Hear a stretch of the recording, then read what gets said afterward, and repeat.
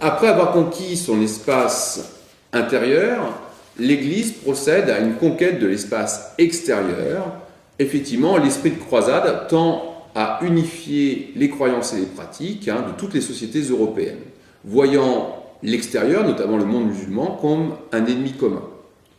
Depuis le 8e siècle, les chrétiens d'Espagne entreprennent la Reconquista. Soutenus par le pape, les rois d'Aragon, de Castille, de Navarre reçoivent le soutien de chevaliers étrangers qui remportent une victoire décisive en 1212 à Las Navas de Tolosa, qui repousse les musulmans dans la région de Grenade, région qu'ils ne perdront qu'en 1492. Alors que les Arabes avaient laissé un libre accès aux lieux saints de Palestine, les Turcs qui envahissent la région au XIe siècle bloquent l'accès aux lieux saints et pourchassent les pèlerins chrétiens.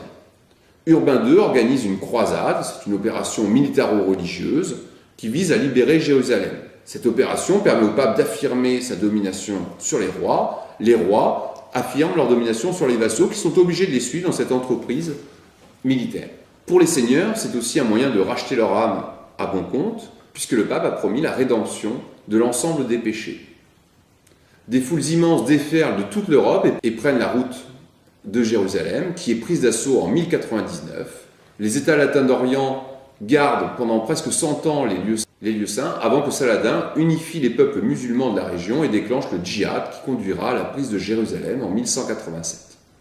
Au XIIe et XIIIe siècle, l'expansion du christianisme ne se fait pas qu'aux dépens de l'islam, il se fait également au détriment des cultures et des religions polythéistes qui régnaient alors en Scandinavie ou à l'est de l'Europe.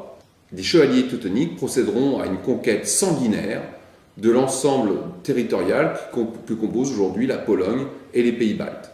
L'évangélisation de ces régions reste quand même très largement superficielle et les pratiques païennes persistent de façon clandestine ou quasi ouverte.